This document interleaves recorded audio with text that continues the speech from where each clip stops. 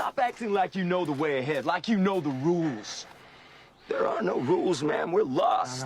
If you've been on Roblox, then you've probably heard of this game called Doors. I mean, it just got a major update. And even though it's not your typical grindy simulator game, it seems to get a ton of replays every time. But today, we're going to take a look at the previous horror classic that's kind of like a sister game to Doors, or rather, its predecessor, or like its stepmom. I'm not referring to Spooky's House of Jump Scares, but rather a game that just kind of held the same significance and impact as Doors for the longest time. We're going to be talking about the infamous Identity Fraud. Identity Fraud was a horror game created in 2016, so Roblox wasn't quite as super duper popular yet, but it was the game that people always played in the computer labs in middle school, so that's something, I guess. In order to give kind of a perspective, having 90k players on a single game was not in question yet. The most popular games on the front page had around 10k concurrent players at once. However, Identity Fraud was a horror game, and horror games really don't get that many plays, so it got like 200 a day. Anyways, Identity Fraud was a lot different than what was coming out at the time. 2016 was an interesting era for Roblox horror because a handful of the front page stuff was actually made up of single player games and multiplayer low quality stuff like Area 51. Yeah, we didn't quite have the constant spamming of shitty low quality horror games just quite yet. Identity Fraud stood out from its peers because it was definitely some sort of story game, but it wasn't single player. And it also wasn't a single player game disguising itself as a multiplayer game to get easy clicks. The multiplayer aspect of the game was actually used in a purposeful way. In the first maze, everybody spawns in random spots away from each other. You can place down markers and talk and chat in order to locate each other. What was done well here is that Identity Fraud was multiplayer, but due to the random spawning, it was able to keep the isolation aspect of a traditional single-player horror game. And this is enhanced heavily by the addition of the monster by the name of Fraud, who would go around the map killing players and taking their appearance. He'd then go and use his disguise to claim more victims by attempting to imitate the typical Roblox mannerisms. Kind of like those doppelganger TikToks, like the analog horror of creatures stealing the appearance of others but failing to seamlessly emulate their behavior. It was cool, and I have yet to see anything executed as well as it was in Roblox.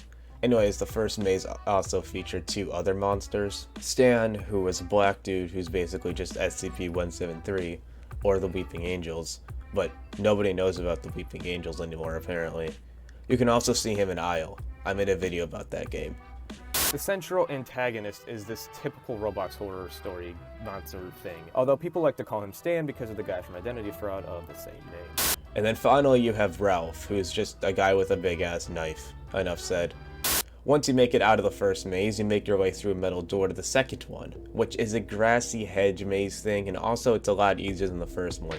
You just have to hug the right wall or something. The only monster that's exclusive to this maze is Kate or Alice, I don't know. For the longest time, I didn't even remember her having an official name. Everybody just called her Alice, but I just googled it when I was making this video, and apparently her name is Kate now, according to the files in Roblox Studio. She goes around the maze as this little firefly, and if you look at her for too long, then she turns into a woman, and that's not actually a good thing because she can kill you. And unlike the other monsters, she isn't in any of the thumbnail images because apparently the creator likes a little bit of surprise. You can also find Stan in this maze as well as the other two if you lure them in. Maze 3 is what most players define as the hardest maze, but keep in mind, due to the start location always being in the same place, there's a specific path that you can just remember or look up, unlike the first maze. Maze 3 has James, which is a monster that attacks you if you move. Also, he's the guy that like everybody would simp for. I mean, he's super easy to avoid and he doesn't instantly kill you. If that's not Riz, I don't know what that is. When you get to the end of Maze 3, you have to solve a Morse code puzzle. There's like a radio in one spot that spits out Morse code and a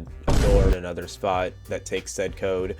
So if you're on mobile and you're unable to tab out, then you're kind of fucked. Unless you get yourself a man like me who always solves the code for you. Guys, I'm single, I'm just looking for a Valentine. After that, you find yourself in the Undertale hallway, but instead of sans, it's a hexadecimal cipher, so get ready to tab out again. And then you do the boss fight, yay! And yeah, so I have no idea why this game takes such a weird direction near the end.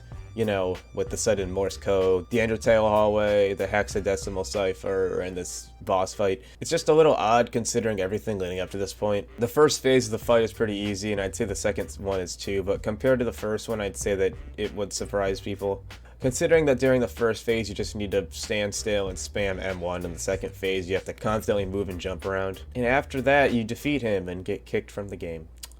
Identity Fraud and Doors have a reasonable amount of parallels to compare them, but all things considered, they both stand as their own games more than anything. Except maybe Doors, because it's hard to see that game without a spooky's house of jump scares in retrospect. Identity Fraud and Doors both flaunt a colorful cast of characters, as in their monsters, I mean. They both are multiplayer progression games, and they have a very loose story that isn't really too important to understanding the game at all. The gameplay is simple: go through doors, go through mazes. And with the amount of numbers that Identity Fraud got, it basically kind of was the equivalent of Doors. It was the game that constantly got replayed by people who already beat it several times. People were obsessed with the characters. They made roleplay games, fan fictions, and they simped over James. Speaking of, why does everybody simp over Seek from Doors? I don't even know if Seek's a guy or a girl, but I've seen him drawn as a girl many times. Many times. Anyways, the reason why Identity Fraud probably isn't talked about nearly as much as Doors is simply because of the numbers. Like I said before, Identity Fraud came out from an era where the front page only held a fraction of players that we see today. Doors gets literally like 10 times the amount of players that Identity Fraud gets. But that doesn't mean that Identity Fraud isn't a classic. It's referred to by many as one of the best horror games on Roblox of all time, and its popularity and longevity has truly shown in how it's still played to this day. I mean, it even got a sequel. However, the sequel lacked a lot of the elements that made the original popular and unique. The second game is just a lot more story-centric, and I don't think most kids would care about that. But the original got a revamp, and people are just happy to play that instead, so yeah. Anyways, thanks for watching this video. Yeah, my name's Brady, and I play and review Roblox games. If you liked it, make sure to like, subscribe, and talk about it or something to your friend. Actually, don't do that. It's a Roblox YouTube video. Yeah. Bye.